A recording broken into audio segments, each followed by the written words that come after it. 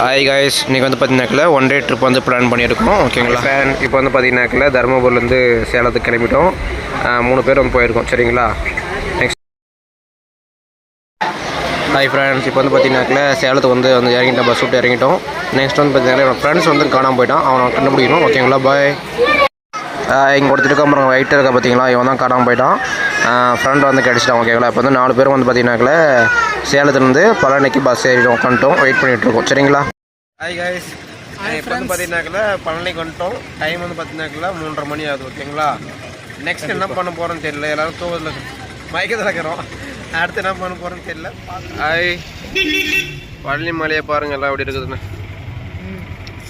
வந்துட்டோம். Palani bus stand வந்து பார்த்தீங்கன்னாக்கில் next Palani மலை அடிவாரத்துக்கு வந்து நடந்து போயிட்டுருக்கோம். ஓகேங்களா.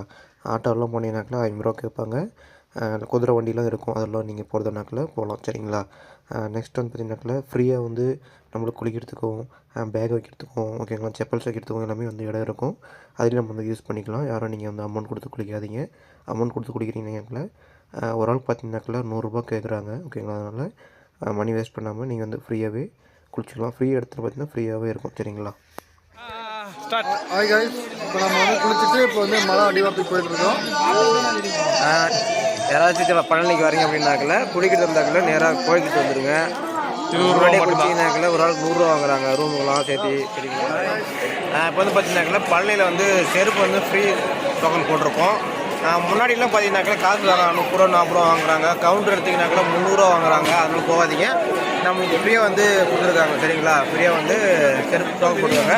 முன்னாடி போக பேக் இருக்கும், அப்புறம் ஃபோன் இருக்கும், வச்சுட்டு போயிட்டே இருக்கலாம். ஓகேங்களா. பாய். அவ்வளோதான். அம்முடுதான்.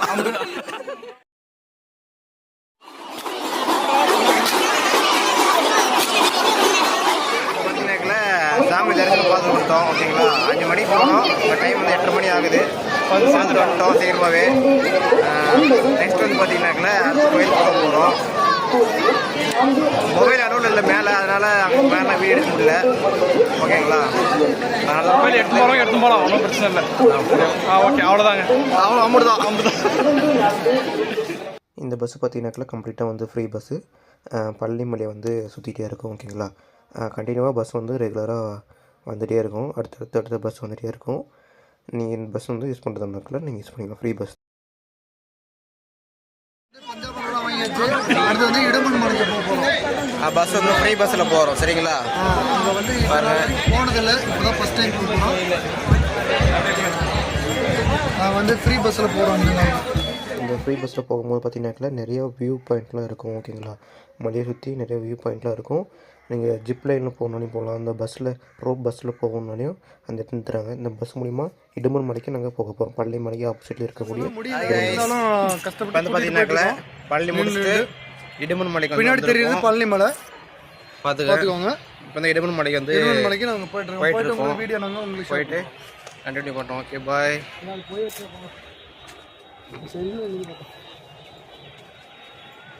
இடுமன் மலைக்கு மேலே வந்துட்டோம். ஓகேங்களா. இதுதான் அந்த சாமியோட வியூ பாயிண்ட்டு. ஓகேங்களா. பாருங்கள். பார்த்து முடிச்சுட்டு அடுத்து வந்து பார்த்திங்கனாக்கில் கனகப்பட்டி சித்தர் கோயிலுக்கு வந்து போக போகிறோம். இந்த இடம் பார்த்திங்கனாக்கில் கனகப்பட்டி சர்க்குரு வந்து வாழ்ந்த இடம். சரிங்களா.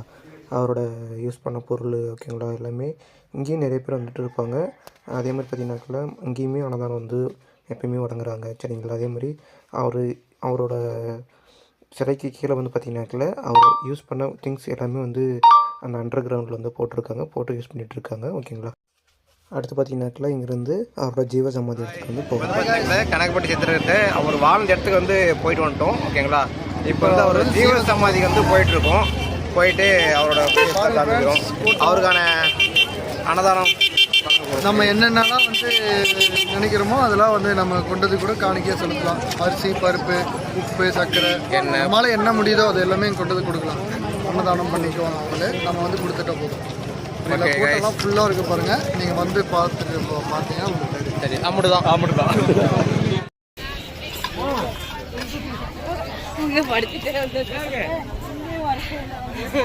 அவித சொல்ல மாட்டாங்க, படிச்சுட்டு அவட சொல்லிட்டு வர அண்ணனுக்கு வந்து இது கட்டுறியான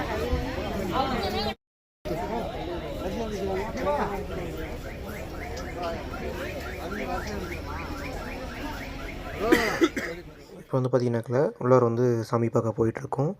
பயங்கரமான கூட்டம் வந்து இருக்குது சரிங்களா. இங்கே வந்து கூட்டமாக இருக்குது. எல்லோரும் வந்து சேஃபாக போங்க. அதேமாதிரி பார்த்தீங்கன்னாக்கா இந்த இடத்துல வந்து நீங்கள் அன்னதானமாக ஏதாச்சும் கொடுக்கணும் அப்படின்னாக்கா அரிசி பருப்பு ஏதாச்சும் நீங்கள் வாங்கிட்டு வந்து கொடுத்துட்டு போகலாம் ஓகேங்களா.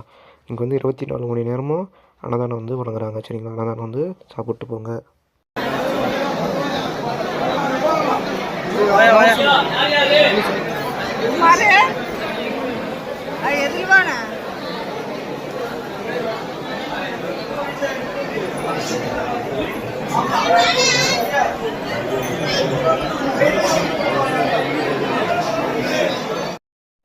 ஹாய் கைஸ், சாமி தரிசனம் வந்து பார்த்தாச்சு ஓகேங்களா. அந்த இடத்துக்கு வந்தாவே ஒரு மன அமைதியாக ஓகேங்களா, மனசுக்கு திருப்தியாக இருக்கும் ஓகேங்களா. வந்துட்டு நீங்களும் பார்த்தீங்கன்னாக்களே தெரியும்.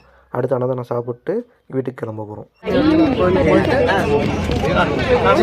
போயிட்டு நாங்கள் இப்போ பழனி பஸ் ஸ்டாண்டுக்கு போயிட்டுருக்கோம். இதில் பார்த்தீங்கன்னா இவங்களாம் ரொம்ப டயர்ட் ஆகிட்டான். ரொம்ப சாப்பிட்றதுக்கே பசிக்குதுன்னு அழுதுட்டான்.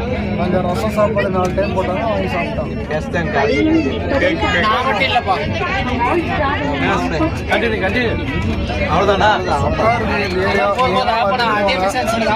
சூப்பராக இருக்குது இந்த ஊர், சூப்பராக இருக்குது. வந்தால் ஒரு நம்ம மனத்துக்கு என்ன ஒன்று பஸ் கூட்டமாக இருக்குது. ஏதோ ஒன்று நம்ம அந்த வழியில் ஒன்றும் பிரச்சனை இல்லை. எங்களுக்கு சீட் கிடச்சிச்சு, அது ஒன்றும் பிரச்சனை இல்லை. அவ்வளோதானா பசுபதி மடிமலை உட்காந்து ஒரு சில மெத்தி மெத்தி அப்படிதான்.